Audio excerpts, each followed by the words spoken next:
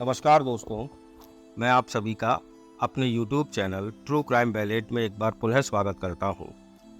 आपके लिए एक मुंबई में घटित डबल मर्डर केस की मिस्ट्री लेकर आया हूं और आप ये भी कह सकते हैं कि ये एक ऐसा मर्डर था जहां मर्डर करने वाले को पुलिस ने बहुत जल्दी गिरफ्तार कर लिया, लेकिन उसके बावजूद भी इस पूरे मर्डर का रहस्य खुलने में पुलिस को काफ़ी मशक्कत करनी पड़ी। क्या था पूरा मामला, क्या है पूरी कहानी? तो सबसे पहले तो मैं आपसे कहना चाहूँगा कि अगर आपने अब तक मेरे चैनल को सब्सक्राइब नहीं किया है, तो प्लीज़ मेरे चैनल को सब्सक्राइब करें, वीडियो को अंत तक देखें और अगर आपको वीडियो पसंद आए तो प्लीज़ कमेंट करें, लाइक करें और अधिक से अधिक लोगों तक मेरे चैनल को शेयर करें। मुंबई शहर से अचानक दो लोग रहस्यमय तरीके से गायब हो जाते हैं। 24 घंटे के अंदर दोनों गायब हुए लोगों की हत्या कर दी जाती है, लेकिन साजिश का खुलासा नहीं होता। अगले 24 घंटे में 4 लोग हत्या के आरोप में पकड़े भी जाते हैं और तीनों अपना जुर्म कबूल भी कर लेते हैं, लेकिन फिर भी साजिश का खुलासा नहीं होता है।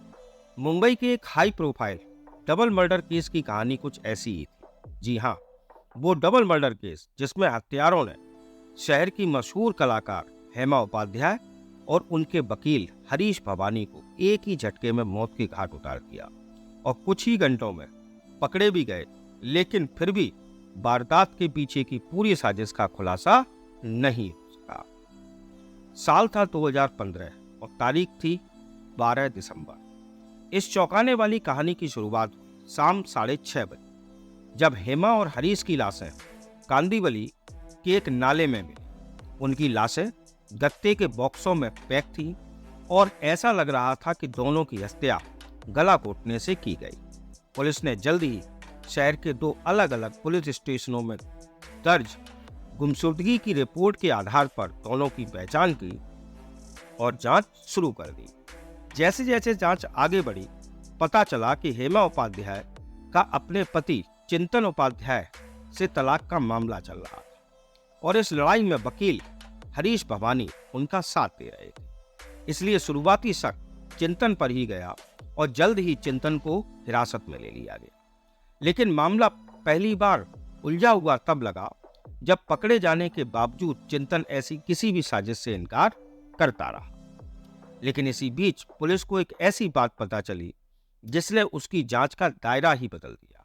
यह हत्या से कुछ घंटे पहले हेमा उपाध्याय के मोबाइल पर आया फोन कॉल था।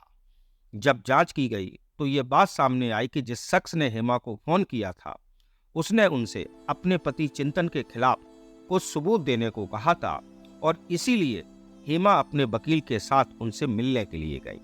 लेकिन आगे क्या हुआ ये कि घर लौटना तो दूर, दोनों की हत्या कर दी गई और उनके शव कांदीवली के नाली में फेंक दिए गए। इस गुमनाम टेलीफोन कॉल के बाद हत्यारे की तलाश में चप्पा चप्पा छान रही पुलिस जल्द ही वाराणसी पहुंच गई, जहां से उसने शिव कुमार उर्फ साधु राजभर नाम के शख्स को गिरफ्तार कर लिया।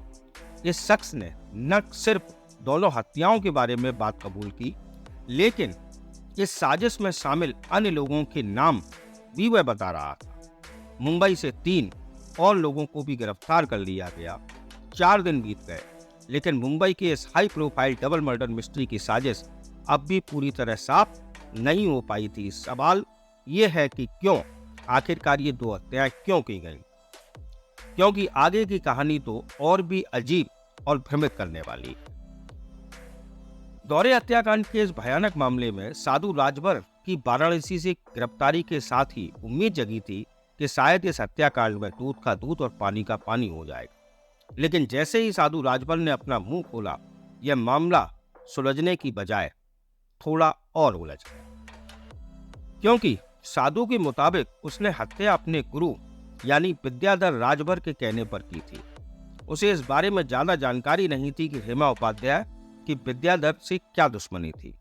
हालांकि उसने पुलिस को यह जरूर बताया कि विद्याधर का कुछ विवाद जरूर चल रहा था, वो भी पैसों को लेकर मृतक हेमा के साथ। हालांकि पुलिस शायद इस साधारण सी कहानी पर विश्वास कर लेती अगर उसे यह ना पता होता कि हत्या से पहले हेमा के पति चिंतन उपाध्याय न केवल दिल्ली से मुंबई आए थे, बल्कि उन्होंने और विद्याधर ने एक दूसरे से बातचीत भी की थी।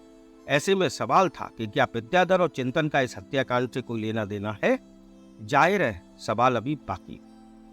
हेमा उपाध्याय और विद्याधर बिजनेस पार्टनर, और इसी पार्टनरशिप के बकाये के तौर पर विद्याधर हेमा से 5,20,000 रुपए लेना चाहता, जबकि हेमा ये रुपए देना नहीं चाह रही थी। 11 सितंबर विद्याधर ने हेमा को फोन किया और उसे उसके पति चिंतन के खिलाफ सबूत देने के बदले फिर से अपने रुपयों की मांग की। इस बार हेमा सबूतों के लालच में रुपए चुकाने के लिए राजी भी हो गई, लेकिन साथ ही ये शर्त भी रख दी और पहले वो और उसके वकील हरीश भवानी खुद सबूतों की जांच करेंगे। विद्याधर इसके लिए राजी और दोनों कांदीवली में विद्याधर राजभर के गोदाम में जा। लेकिन यहाँ पहुंचते ही कहानी में एक नया ट्विस्ट आया। विद्याधर और हेमा में रुपयों को लेकर बहस होने लगी और गुस्से में विद्याधर ने हेमा को चांटा रसीद कर दिया। अब हेमा के भी तेवर बदल गए और वो भी विद्याधर को थप्पड़ मार बैठी, और बस यही गुस्से के माहौल में दोहरे कत्ल की जमीन तैयार हो गई। विद्याधर ने साधु समेत अपने 2 मुलजिमों को इशारा किया और तीनों ने बियर हाउस में रखा क्लोरोफॉर्म हेमा को सुंघाया और हेमा को बेहोश कर दिया। अब चूंकि वारदात का चश्मदीद गवाह वकील हरीश भवानी थे, तो फिर उनको कैसे छोड़ दिया जाता, इसलिए उनको भी क्लोरोफॉर्म सुंघाकर बेहोश किया गया और बेहोशी की अवस्था में दोनों की गला घोंटकर हत्या कर दी गई। बाद में यह बात सामने आई कि चिंतन विद्याधर के संपर्क में था और उसने ही विद्याधर को उकसाया था और हेमा को मारने की पूरी साजिश बनाई थी।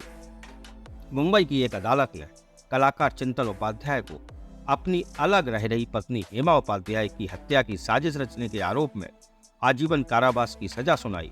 इसके अलावा इस हत्याकांड को अंजाम देने का आरोपी विद्याधर राजभर फरार है। सितंबर 2021 में सुप्रीम कोर्ट द्वारा जमानत दिए जाने से पहले चिंतन लगभग 6 साल तक जेल में था। चिंतन ने अदालत के सामने अपने अंतिम बयान में दावा किया था कि पुलिस दोहरे हत्याकांड को सुलझाने में असमर्थ थी और इसलिए इसका फायदा उठा रही थी। उनके और हेमा के वैवाहिक विवाद के चलते उन्हें झूठे केस में फंसाया गया था। तो ये है मुंबई में घटी हेमा उपाध्याय और साथ ही साथ उनके वकील हरीश भवानी की मर्डर मिस्ट्री। आप प्लीज़ ज़रूर कमेंट करके बताएं कि आपको ये स्टोरी कैसी लगी। अगर आपको ये मेरा वीडियो पसंद आया हो तो प्लीज़ लाइक करें, कमेंट करें और अधिक से अधिक लोगों तक शेयर करें। जय हिंद, जय भारत।